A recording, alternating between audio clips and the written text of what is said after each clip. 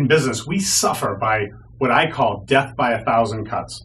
And minimum wage is one of these massive cuts. It's like a domino effect, right? It negatively impacts everything, every aspect of our business. It touches all of it.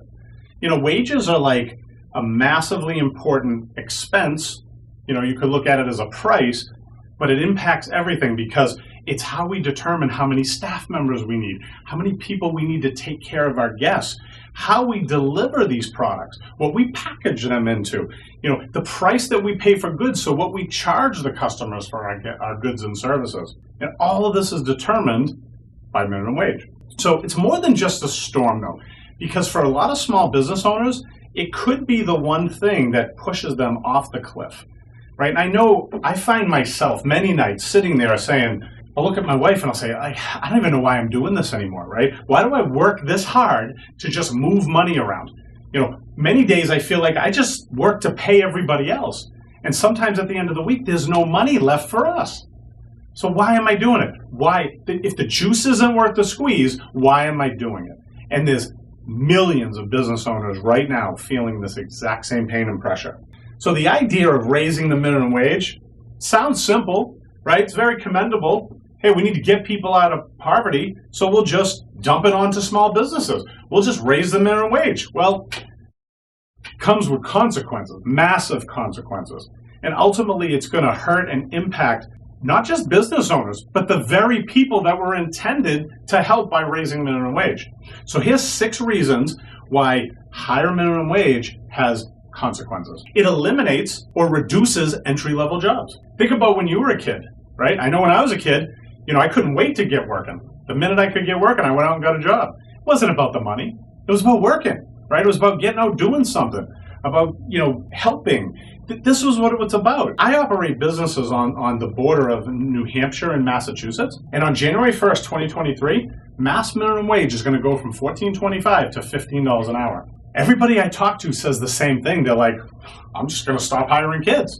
So those 14 and 15-year-olds that it's about, you know, they're going to come out and they want to get a job. They need a car, right? The 16-year-olds that don't have a car yet, that just got their license, who wants to hire them? If the floor is $15 an hour, and, you know, first of all, where does an adult go to? But if the floor and the ceiling is this close together, why would anybody want to hire someone that comes with labor laws, right? Where the state is going to hold you hostage if you do make a wrong move. Why even have them there then? So now you're just going to eliminate that. So all you parents that are irritated with your kids playing video games, well, guess what? They're going to be at home a lot longer. But guess what? You voted for this. This is what you wanted. So all these kids out there, there's going to be an elimination of kids entering into the job market. So what about the part-time moms, right? The people that have availability issues, they have things going on. Why bring them on at this point? Especially if business owners have to reduce their hours of operation. And maybe this part-time mom could only work in the evening when her husband gets home, or vice versa, when the wife gets home and the husband wants to work in the evening. That's going to be gone. The value of a minimum wage job isn't just about money, right? It's about getting out into the workforce. It's about gaining the skills that you need today to get out there and thrive, right? To figure out what you're going to do next. A lot of these jobs are stepping stones to what's next. So you can understand what you like doing, what you don't like doing, right? So this is going to harm the people that this was all intended for, right? The people that needed this most. Number 2, people are being misled, right? People won't benefit in the way that they think they will or get out of poverty. Politicians and the people that drive bringing the minimum wage up, you know, raising the minimum wage, they really see the problem very simply, right? People don't make enough money, so they pitch a solution. Let's just raise the minimum wage. Boom, beautiful. That fixes it. I'll just go take the weekend off now, right? So we raise minimum wage, we dump it on businesses, and force them to pay people more money.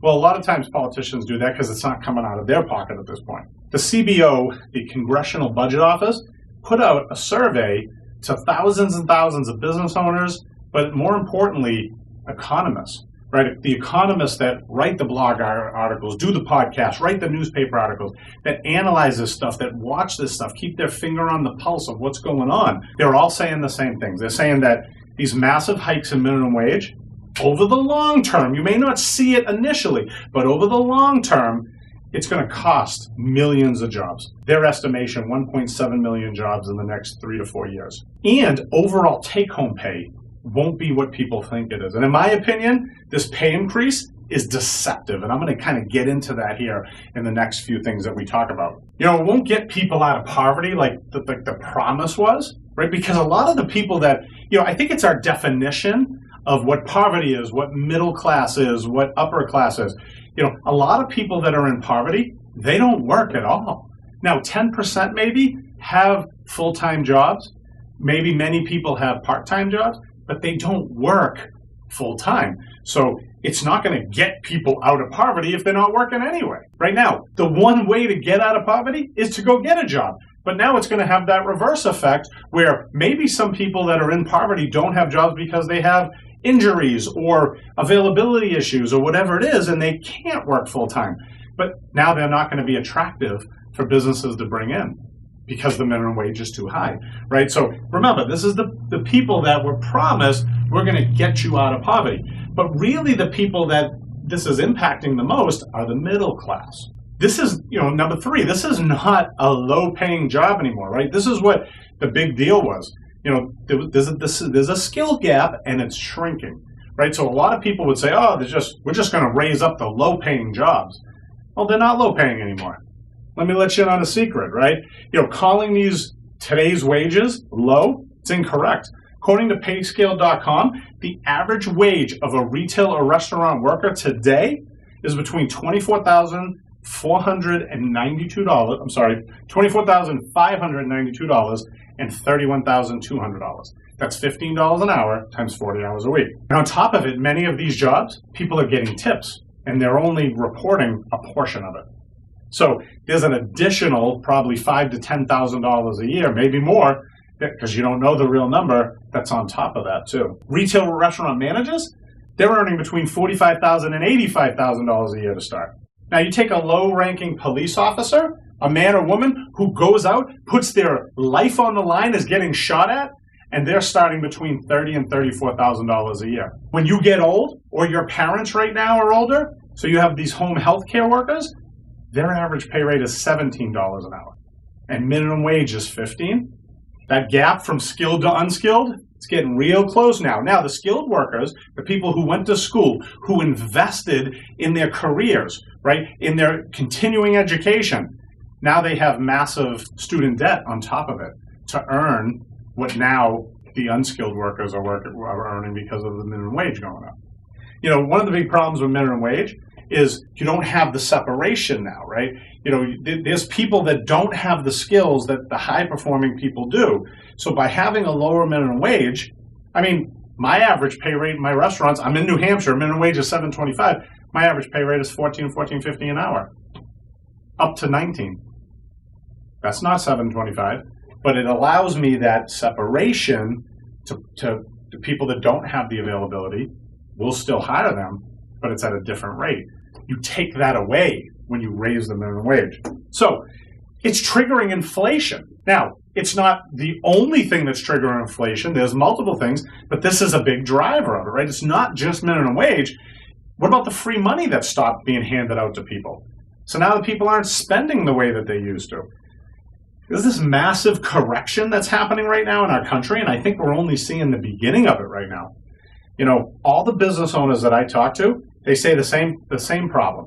Yes, it's the minimum wage. The minimum wage is driving so many things. But, you know, you put on top of it the difficulty finding workers today, the rising food, paper, utilities, and services, the rising costs. It's a recipe for disaster.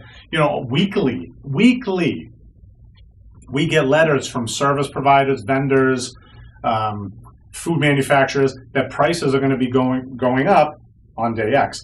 Now, some of them, we've already received these letters 2-3 times from some of the food manufacturers. We place orders on Monday for our food products, Monday and Thursday, and we've seen fluctuations. The same case of something on Monday has increased by $5 or $10 a case by Thursday in the same week. So it's like it's all over the place. The goal line keeps moving, right? It's not this nice ebb and flow. It's just all over the place. It's up, it's over. It's never going down. It's always going up, up. Does it hockey stick or does it kind of just move a little bit? That's what's happening. And we work vigorously to keep our order forms updated so we constantly know where we're at, so we can budget, right? Because now we're estimating what sales can be, because that's a moving number. And every single time we place an order, we're not even close. I mean, we're off $200, $300, $400 an order, which is saying that the prices we have on our order forms and our budget list, they've moved before we could have placed the next order. They've literally moved by that significant of an amount. So now we can't adjust the pricing fast enough. So that means now the goods and services, by the time we can raise a price, we've taken less profitability on the items that we've sold. I haven't placed a paper order yet where they haven't been out of 5 things. So that's another problem that's happening. You know, the paper manufacturers, they're having labor issues, and it funnels down this way. So this wage increase becomes a domino effect, and it touches everything in our organization. It's like a perfect storm of a disaster. Today's episode is sponsored by Heavenly Donuts. Tired of frozen egg sandwiches? What about fresh scrambled eggs instead? Visit us at Heavenly Donuts, 36 South Main Street, Gary, New Hampshire. So you got the labor increases, you got fuel increases, you got utility increases. In some cases, electric has doubled, right? So there's increases that touch every single thing in our industries, right? Food manufacturers, paper manufacturers, their goods and services, the things that they're buying to produce so they can sell to us, all are going up. Right? So if you're a paper manufacturer and you make boxes and the board is costing you 20% more, well, guess what? Now your boxes are going to cost 20% more, 25% more, right? Because now it's not just the board, it's the labor too, right? It's the cost to ship it. All of it is going up. So these distributors are feeling the same pressure that we are, but they're not the ones that the customers get mad at, because the people on the front lines, the businesses on the front line, are absorbing the pressure from the guest. You know, and I'm sure maybe here as I'm talking, I've missed a few links in the chain. You know, you don't have to remind me of that. Just understand it's touching everything, right? So all of this pressure, you know, is being put on a lot of us who already have razor-thin margins to begin with. The next piece is it does not create wealth. It just kind of shifts it around and moves it around. So my coach, his name's Garrett White, my mentor, he has a term he calls the karmic cul-de-sac, right? So that's what we're in. It's like being on a hamster wheel, right? Things just keep spinning you around, spinning around. You don't go anywhere, right? It's like a perpetual loop that you just kind of get stuck. So what do we do if all these prices and all these increases and all these things are happening to us, right? What do we do as business owners? We raise prices. Yes, yay, yeah. So this is what happens, right? We raise prices. So to make up for all these additional costs, but you know, we do it in fear, so we don't do it to the level that we should or we have to, right? Because we're in fear that we're going to irritate or piss off the guest, and they're going to take their business somewhere else. That's a problem, right? So now the death by 1,000 cuts, you know, we don't want to raise it too high, so we're constantly in this flux, right? That, you know, we're going to lose a customer if we raise the prices too much, right? So now we've raised prices, not to the level that we should, right? But there's a hidden impact to this. So let's say you offer your customers pay with credit cards. Well, now your credit card fees goes up because they're based off sales, right? They're based off transactions. If you're a restaurant, your meals tax goes up because it's based off of gross or net sales, depending on your definition of gross or net sales. All factored on sales, right? If you're a franchise, your franchise fees goes up based on sales. If you have a commercial lease that's on a percentage rent, your rent just went up. See, it touches everything. So here we are, we're raising prices to capture these additional costs, but then we lose it. It's gone, right? Because we're raising it, we're bringing it in the register, and then it's going right out the other side. Because all of these different things that we do are based off sales. So our managers, our employees, you know, the brands, if we're part of a brand, sees these higher sales numbers. They get all excited, right? They get all tickled. But they're bullshit fake numbers. The number that you're seeing today, it's fictitious. It's probably equivalent to the number that was there 3 years ago, but it only went up because of all you're paying out more. There's higher costs. So things like percentage rent, people are going to start negotiating those away because they don't make freaking sense anymore, right? If you're a company that has a license agreement or a franchise agreement, you need to really think hard about that. They don't make sense anymore when our costs keep going up. It doesn't make sense. We're just paying out more money, right? So, who gives a shit about these inflated numbers? They just don't mean anything because there's too many bites taken out of it.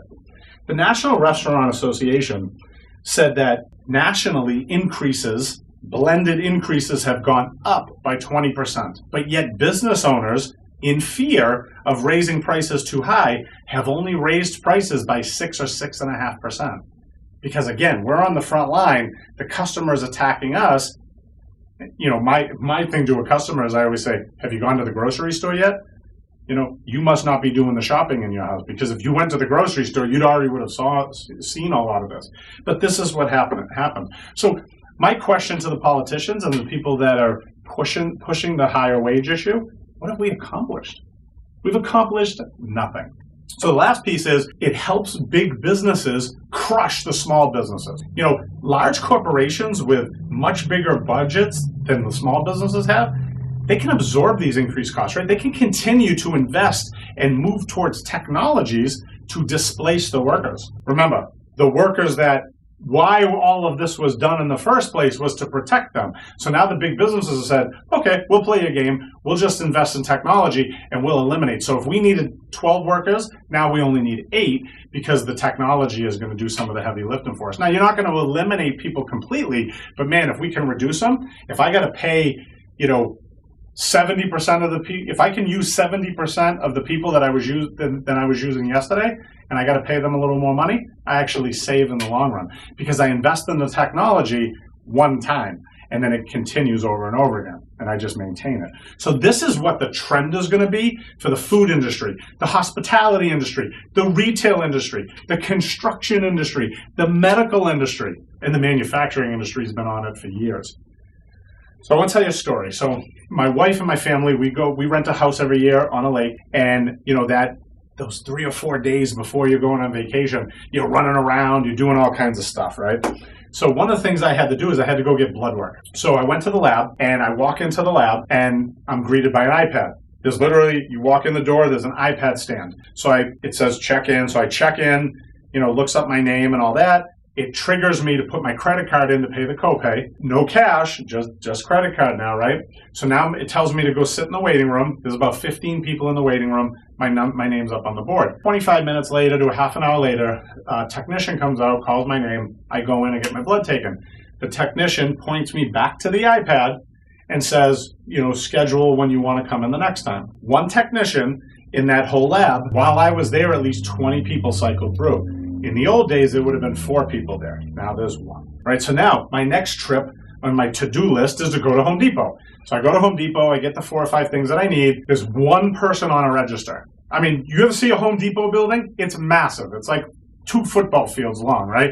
And 1 person on a register. So I go to self-checkout. It's faster. I check myself out, I go to my car, I get on my way. The next stop is I meet my wife at the grocery store. So we go to the grocery store, and I'm telling her some of the story. She's telling me about Target and Walmart. She just left Target and Walmart, same exact thing. Only 1 or 2 registers open, so she went to self-checkout, checked herself out, bagged her own stuff, got in the car and left. So now we're at the grocery store, and we filled it. Now, in the old days, we would fill the cart, like it would be overflowing, there'd be stuff on the bottom, right? And we'd spend about $175, $200. Now we have a half of a grocery cart, and we spend $275. Insane. So while we're kind of like flustered over this, we're at the self-checkout, checking ourselves out, and bagging our own stuff up and bringing it to the car. So now that's 5 stores, $650 in sales to these big box retailers, and not one of them did we talk to a person. I mean, I did talk to that one technician, but no one really waited on me. No one helped me at the registers. We did it all ourselves. And you know something? Today I actually prefer it. Rather than go to the 16-year-old little punk kid who's not paying attention, he's on a cell phone or he's screwing off with the kid bagging groceries anyway. Why deal with that? It was easier for me to check myself out. So this is the future. This is where we're going. So big businesses, they can absorb these mandated costs. When minimum wage goes up, small businesses can't. We can't invest in the technology. We have to wait for the big business to perfect it, to make the mistakes, because they have the budgets to do this. And then hopefully, if we're still alive, then we can bring some of that technology into ourselves. But the big businesses, they actually benefit from this because it forces them to pivot. Thomas Sowell, an American economist, said, "There are no solutions, only trade-offs." And that's what's happening today. So minimum wage hikes, they're likely going to keep going, right? So American businesses, in the long run, are going to be worse off. And this is what they meant, that over the long term, people are going to lose their job. It's actually going to have a reverse effect. So understanding that minimum wage will be routinely raised, because this is going to continue, the future is to move away from as much labor as possible. So we haven't even talked about things like insurance, right? And what's happening in that world too. But small businesses with hourly staff, they're just going to continue to have these hits to their cash flow and their bottom line. And owners have to figure out how to reduce or pass on these costs, especially the labor costs. And mostly it's going to happen from raising prices or maybe reducing their hours of operation, reducing overtime. So the employee that used to get overtime is now going to fall short and be around 35 hours a week. So yeah, great job, you're making more money, but you're getting less money in the long run. So now you have to go get a second job. And this is actually, it's a total reversal of what, the government and the politicians and the people driving these labor issues. I bet when they started, they didn't think people were going to have to work 2 jobs. Was that what you were out to accomplish? Well, that's what's happening, right? So big businesses, they can make the changes needed to make up for this. So this is what we do at Smart. We help businesses especially with hourly employees, take control by changing their methods of attracting, developing, engaging, and retaining the right staff. So they can offset these continuous costs, these increased costs, and stop the death by 1,000 cuts. Thanks so much. See you next week.